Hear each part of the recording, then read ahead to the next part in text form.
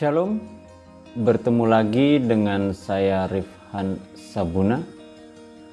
Pada kesempatan kali ini kita akan mencoba lagi untuk memahami tata gereja reformasi.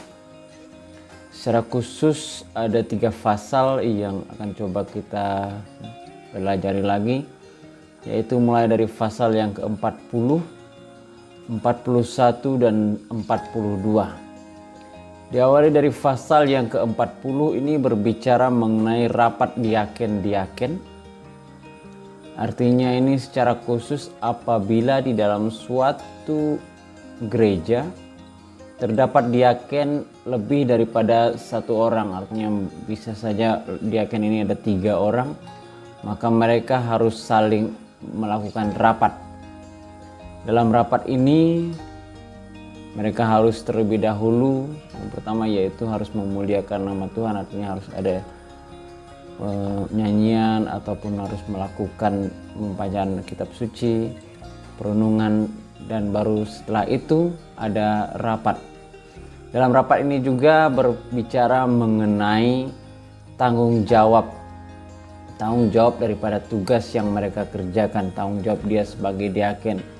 Artinya segala keputusan yang mereka kerjakan itu harus mereka tunjukkan tanggung jawab itu. Dikatakan di sini pertanggungan jawab harus diberikan tentang kebijaksanaan. Artinya kebijakan-kebijakan apa yang sudah diambil itu harus dipertanggungjawabkan. Secara khusus dalam hal barangkali membantu dan sebagainya, harus kebijaksanaan itu mereka pertanggungjawabkan di dalam rapat. Apa yang sudah mereka kerjakan selama menjabat sebagai diaken itu juga harus dipertanggungjawabkan di situ. Di dalam rapat itu mereka akan saling menasihati, saling berbagi, saling bercerita ataupun memperlihatkan tanggung jawab mereka atas pekerjaan yang sudah mereka kerjakan. Nah, jika kemudian ada hal-hal yang berkaitan dengan rapat diaken ini, hal-hal tentang diaken tidak bisa diangkat di dalam sinode atau dalam klasis. Artinya hal-hal yang menjadi perbincangan di dalam diaken-diaken ini tidak bisa dinaikkan ke klasis. Akan tetapi diaken boleh berkomunikasi dengan majelis gereja, dalam hal ini penatua dan pendeta. Apabila ternyata penatua dan pendeta menganggap perlu untuk mengangkat permasalahan yang dialami diaken-diaken ini, maka merekalah yang akan mengangkat permasalahan itu ke dalam klasis atau sinode. Artinya permasalahan atau diaken tidak bisa meminta penyelesaian melalui klasis, tetapi bisa mengajukan permasalahan kepada majelis gereja, dan nanti majelis gereja yang akan melanjutkan ataupun memperbincangkan permasalahan diaken itu boleh diangkat atau tidak di dalam klasis dan sinode. Itu yang dimaksudkan di dalam pasal yang ke-40. Dan di pasal yang ke-41 ini berbicara tentang perkumpulan-perkumpulan klasis. Ya, jadi perkumpulan-perkumpulan klasis akan diadakan gereja-gereja berdekatan yang mengutus seorang pendeta serta seorang penatua dengan surat kuasa yang cukup. Jadi pendeta dan penatua berhak mengikuti rapat klasis, dan itu dilakukan oleh gereja-gereja yang sangat berdekatan. Nah, ini juga memang menjadi dilema untuk beberapa gereja, secara khusus seperti di GGRI Papua, karena berkaitan dengan jarak mereka, situasi, kondisi geografis di sana. Memang mungkin ini menjadi hal yang perlu diperhatikan, karena jarak kadang-kadang menentukan atau membuat mereka sulit untuk berkumpul. Karena letak satu gereja atau satu jemaat dengan jemaat yang lainnya sangat jauh sekali. Maka kadang-kadang keputusan yang diambil juga sulit. Bukan sulit dalam hal sulitnya mengambil keputusan, tapi sulit untuk berkumpul. Jadi mungkin khusus untuk GGRI Papua ini memang ya berkumpul secara klasis ini sepertinya sangat sulit. Maka harus perlu juga dipertimbangkan pasal ini secara khusus untuk di tempat-tempat yang memang memiliki medan, memiliki situasi yang berbeda. Nah, berbeda halnya dengan di Kalimantan, GGRI Kalimantan Barat secara khusus memang lokasi antar satu dengan tempat yang lain sangat mudah dijangkau. Dalam perjalanan darat saja untuk menggunakan kendaraan bermotor saja sudah cukup mudah. Apalagi di tempat-tempat yang bisa dikatakan memang jalur kendaraannya sudah sangat baik. Jadi memang perkumpulan klasis ini mudah untuk dilakukan. Ya, dan sangat mudah, dikatakan sekurang-kurangnya perkumpulan itu akan diadakan 4 kali setahun. Artinya memang jika memang kalau di dalam kondisi yang tertentu, maka memang barangkali harus diperhatikan juga bagaimana tentang mobilisasi, bagaimana tentang transportasinya, karena memang pasti akan memerlukan biaya dan sebagainya.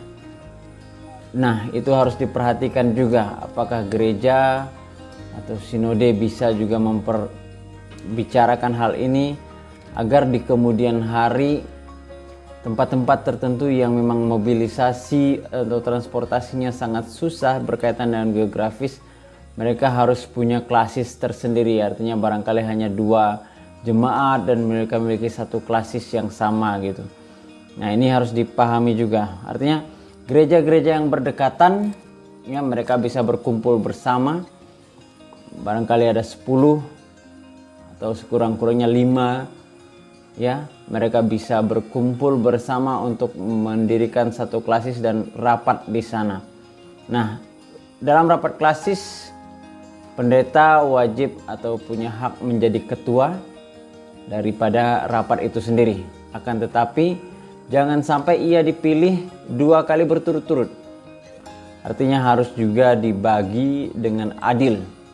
Dibagi dengan adil waktu kepemimpinannya. Jangan sampai berturut-turut orang yang sama menjadi ketua dalam rapat klasis. Nah, ketua rapat maka ia harus mempertanyakan atau coba menggali informasi apa yang terjadi di dalam suatu jemaat yang lainnya. Artinya adakah permasalahan-permasalahan yang bisa dibahas, itu menjadi tanggung jawab ketua rapat klasis. Artinya memang menanyakan kepada ya peserta yang hadir di dalam rapat untuk mengutarakan hal-hal yang dianggap perlu untuk diperbincangkan. Nah, dalam rapat klasis juga apabila mendekati sinode, mendekati rapat sinode, maka dalam rapat terakhir sebelum sinode mereka harus memilih atau ya mencari utusan yang akan dipilih atau diutus untuk bisa mengikuti sinode. Jadi di dalam rapat klasis terakhir maka perlu dipilih orang-orang yang memang akan dikirim, akan diutus untuk mengikuti persidangan sinode. Jadi itulah rentetan-rentetan tentang rapat-rapat klasis ya. Nah, di dalam pasal yang ke-41 ini juga diberikan tentang susunan acara apabila hendak melakukan rapat klasis ataupun sinode. Ada 18 susunan acara atau 18 acara yang harus dipahami atau harus dipergunakan sebagai contoh atau sebagai model dalam melakukan rapat klasis dan rapat sinode. Yang pertama itu yang harus dilakukan yaitu pembukaan. Pembukaan oleh gereja pemanggil, artinya gereja yang memanggil atau gereja sebagai tuan rumah harus melakukan pembukaan. Mereka pastinya dalam hal ini sesuai dengan tata gereja juga harus memuji dan memuliakan nama Tuhan. Ada ibadah maka harus dibuka, pembukaan oleh gereja pemanggil. Kemudian ada laporan tentang surat-surat kuasa. Artinya laporan ini berkaitan dengan siapa saja yang diutus untuk mengikuti klasis atau sinode tersebut. Jadi dilihat, diambil surat-suratnya, diperlihatkan di situ. Setelah itu pemilihan moderamen. Pemilihan moderamen ini artinya dipilih ya beberapa orang untuk menjadi moderamen.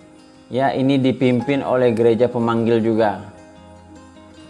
Kemudian setelah dapat moderamennya, maka moderamen inilah yang kemudian memimpin ya. Atau di acara yang keempat itu penyerahan pimpinan kepada moderamen yang dipilih. Artinya setelah dapat moderamen, maka penyerahan kemudian diberikan kepada moderamen untuk melanjutkan acara. Artinya dari gereja pemanggil menyerahkan kepada moderamen untuk melanjutkan.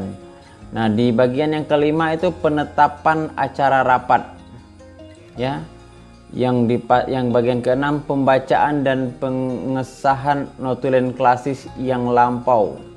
Artinya ada pengesahan baik hasil klasis, rapat klasis ataupun hasil rapat sinode yang lalu. Dan acara yang ketujuh yaitu pembacaan surat-surat keluar. Artinya apakah ada surat-surat yang memang sudah dikeluarkan dan sebagainya. Dan bagian kedelapan pengumpulan hal-hal dari notulen yang bersifat usulan. Jadi hasil-hasil rapat klasis yang kemudian menjadi usulan untuk dibahas di dalam rapat sinode itu dibacakan. Jadi setiap klasis mereka kemudian memulai untuk menyampaikan usulan-usulan daripada hasil notulen rapat mereka di dalam persidangan itu sendiri, jika memang itu adalah sidang sinode. Dan kemudian yang berikut yaitu pembacaan surat-surat masuk. Jadi jika memang ada surat-surat masuk baik dari luar negeri maupun dari gereja bersaudara yang memang harus dibahas di dalam sidang sinode, itu harus dibacakan. Dan yang ke-10 pengumpulan usul dari gereja setempat. Nah, jadi ini adalah usul-usul tambahan dari gereja setempat, apa yang mau dibahas atau apa yang menjadi pokok permasalahan yang hendak dibahas. Jadi usul dari gereja setempat. Kemudian pembahasan usul yang dikumpulkan dalam mata acara. Artinya di dalam acara yang ke-11 itu ialah pembahasan. Jadi disinilah kemudian setiap utusan dari rapat klasis maupun rapat sinode mereka mulai membicarakan semua usulan yang ada dan coba untuk membahasnya. Di acara yang ke-12 yaitu laporan deputat. Laporan deputat ini ialah apabila memang di dalam suatu gereja, kalau kita kenal di GGRI di Kalimantan Barat ada Hugri, maka ada komisi-komisinya, maka inilah yang harus melakukan pelaporan atau memberikan pelaporan-pelaporan berkaitan dengan pendidikan, berkaitan dengan penginjilan, berkaitan dengan sekolah teologi. Jika memang ada, ini harus dilaporkan di dalam sinode. Dan di acara yang ke-13 itu pelepasan deputat-deputat lama dan pengangkatan deputat baru. Artinya memang di dalam acara ini maka deputat-deputat yang lama kemudian mereka berakhir jabatannya. Karena memang dipilih pada saat sinode dan harus berakhir pada saat sinode juga. Kemudian ada pemilihan deputat baru yang sama di dalam pelaksanaan yang sama juga di dalam rapat sinode atau rapat klasis. Mereka harus memilih kembali deputat-deputat, artinya memilih orang-orang baru untuk menduduki jabatan sebagai deputat-deputat. Nah, kemudian di acara yang ke-14 itu pertanyaan keliling. Artinya apakah ada hal-hal lain yang perlu mau dibahas, yang ingin dipahami kembali, maka ketua atau moderamen bisa bertanya keliling tentang hal-hal yang dianggap perlu untuk dibahas atau masih kurang puas dari peserta lainnya, misalnya demikian. Kemudian acara yang ke-15, kata nasihat dari ketua klasis. Artinya ya ada nasihat yang mau disampaikan atau ya apa yang menjadi nasihat dari setiap ketua klasis untuk saling berbagi. Di sini mereka harus memberikan kata nasihat. Dan di acara yang ke-16 itu penentuan waktu, tempat, dan gereja pemanggil untuk perkumpulan yang berikut. Nah, secara langsung juga di dalam sinode itu rapat klasis, di acara yang ke-16 harus menentukan tempat, kemudian hari pelaksanaan ini akan diadakan, di mana langsung ditentukan saat itu. Siapa gereja pemanggilnya juga langsung ditentukan pada saat itu. Dan di acara yang ke-17 itu penetapan laporan singkat tentang keputusan klasis. Artinya apa yang menjadi hasil pada persidangan baik klasis maupun sinode yang berlangsung, ada kesimpulan sementara dibacakan. Walaupun memang itu belum valid atau belum diketik secara umum atau secara luas atau secara benar, teman, gambaran keputusan itu bisa dibacakan untuk didengarkan oleh seluruh peserta rapat. Tujuannya adalah agar apabila ada hal-hal yang memang masih mengganjal untuk dibahas kembali, maka mungkin bisa dibahas pada saat pembacaan ini. Dan yang terakhir yaitu penutup. Penutup artinya ya mendengarkan firman, berdoa, memuji dan memuliakan Tuhan dilakukan kembali. Yaitu dari pasal yang ke-41. Dan di pasal yang ke-42 ini ialah pendeta yang tidak diutus dalam klasis. Artinya ada hal khusus tentang pendeta yang tidak diutus di dalam klasis. Terkait dalam hal ini yaitu di dalam satu gereja mereka memiliki pendeta lebih dari satu, maka yang diutus hanya satu pendeta, maka yang satunya dia tidak diutus. Nah, pendeta yang tidak diutus ini berhak, ya, mempunyai hak untuk mendengar rapat klasis yang ada. Dia boleh ikut, tetapi dia tidak, dikatakan di sini bahwasanya jikalau satu gereja berpendeta lebih daripada satu orang, maka pendeta yang tidak diutus menurut pasal 41 berhak menghadiri perkumpulan klasis dan bersuara sebagai penasihat.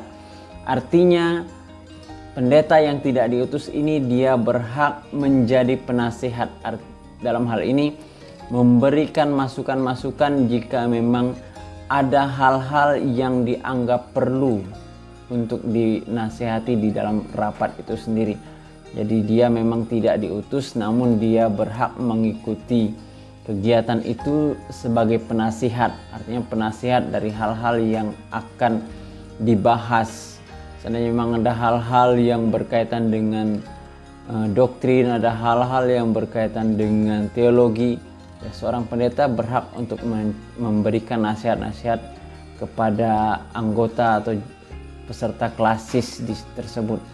Dengan demikian ya pemahaman dia akan teologi mungkin lebih baik, sehingga memang penting nasihat diberikan oleh pendeta yang tidak menjadi utusan dalam rapat klasis.